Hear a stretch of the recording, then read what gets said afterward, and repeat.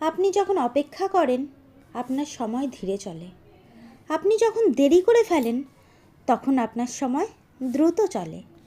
সময় ভয়ঙ্কর হয়ে ওঠে যখন আপনি দুঃখে থাকেন। সময় খুব ছোট মনে হয় যখন আপনি আনন্দে থাকেন। সময় যেন শেষই হয় না যখন আপনি কষ্টে থাকেন। আসলে সব সময় ঘড়ি দিয়ে নির্ধারিত হয় না, সময় নির্ধারিত হয় আপনার অনুভূতি, মানসিক অবস্থা এবং মনস্তত্ত্ব দিয়ে। তাই সব সময় চেষ্টা করুন সুন্দর সময় কাটাতে। সো হ্যালো এভরিওয়ান, আমি সুজাতাস ব্লগে সবাইকে ওয়েলকাম। কেমন আছো তোমরা সবাই? আশা করছি সবাই ভালো আছো। দেখো, আমি কিন্তু স্নান সেরে বাসি কাজগুলো সেরে নিয়েছি। এরপর পুজো দিয়ে দিয়েছি। তারপর ছেলেকে খাইয়ে রেডি করে ডোডোকে স্কুলে দিয়ে আসলাম। জানো তো, আমার ডোডো ছোটোর থেকেই একদম খেতে চায় না। জোর করে খাওয়াতে হয়। ওকে খাওয়াতেই প্রায় 1 ঘন্টা লেগে যায়। এখানেই আমার অনেকটা সময় চলে যায়। জানো তো, মাঝে মাঝে এত টাইম লাগে বলে খুব বিরক্ত লাগে। বকা দিই, কী যে একটা সমস্যা, আমার ভালো লাগে না।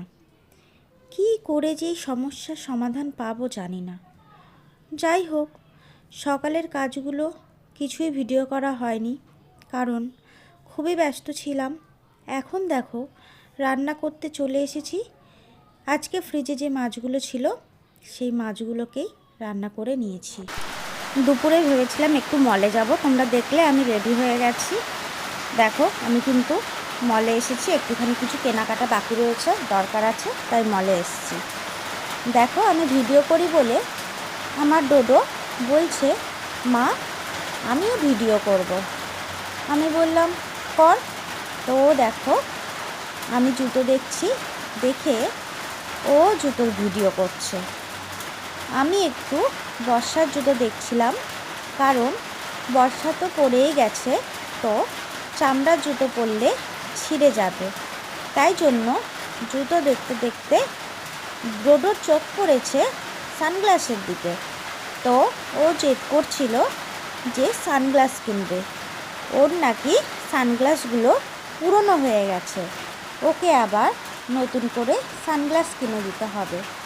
এদিকে দেখো, আমি কিন্তু বর্ষার জন্য এখান থেকে একটা জুতো নিয়ে নিয়েছি, কারণ এই বর্ষায় কিন্তু জুতোটা খুবই দরকার।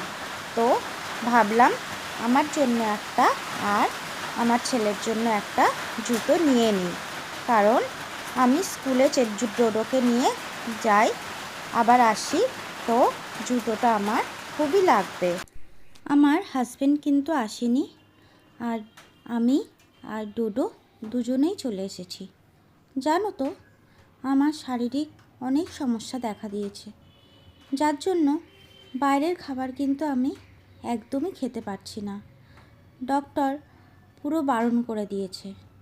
আর বাড়ির খাবারের তেল ঝাল মশলা খাওয়াটাও বারণ। এদিকে আমার বরমশাই কিন্তু তেল ঝাল মশলা দিয়ে ভালো করে কষিয়ে রান্না খেতে বেশি ভালোবাসে। আমাকে কিন্তু ডক্টর ময়দা খেতেও বারণ করে দিয়েছে। আমাকে কিন্তু রেগুলার রাতে ময়দা দিয়েই খাবার বানাতে হয়, কারণ তোমাদের বললাম যে আমার হাজবেন্ড তেল ঝাল মশলা খেতে তো ভালোবাসেই, তার উপর ও ময়দার খাবার খুবই পছন্দ করে।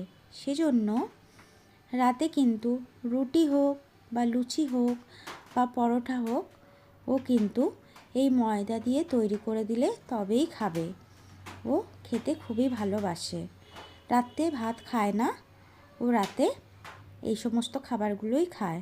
তবে আমার শারীরিক এই পরিস্থিতির জন্য কিন্তু অনেকটাই ময়দা খাওয়া ছেড়েছে, তবু পুরোটা ছাড়েনি। কিছু কিছু দিন ময়দার রুটি বা পরোটা খায় বা লুচি খায়, আর কিছু কিছু দিন ও কিন্তু আটা দিয়েই রুটি খায়। দেখো, আমার ছেলেকে খাবার কিনে দিয়েছি, ও কিন্তু খেয়ে নিয়েছে। এবার আমরা দুজন মিলে হাঁটতে হাঁটতে বাড়ি চলে এসেছি। দেখো, আমার জন্য একটু রাতে রায়তা বানাবো, তার জন্য একটুখানি শসা, লঙ্কা আর পেঁয়াজগুলো কুচি কুচি করে নিচ্ছি। জানো তো, এই চপারটা আমি 2 দিন আগেই কিনেছি। কী যে হেল্প হচ্ছে তোমাদের বলে বোঝাতে পারবো না। আমি যেহেতু রায়তা খাই, তাই আমার জন্য খুবই সুবিধা হয়েছে, কারণ ছুরিতে চপ করতে অনেকটা টাইম লেগে যেত। এতে করে কি হয়েছে বলো তো, অনেকটা তাড়াতাড়ি হয়ে যাচ্ছে, আমার খুবই হেল্প হচ্ছে। যাই হোক, আমার কিন্তু রায়তা একদম রেডি হয়ে গেছে। দেখো, তোমাদের দাদাভাই কিন্তু আজকে ভাত খাবে, তার জন্য ডাল, আলুর চোখা, শাপলা ভাজা, শাপলার বড়া, মাছ ভাজা করে দিয়েছি। আজকে আমার টাইম ছিল না, তাই এটাই।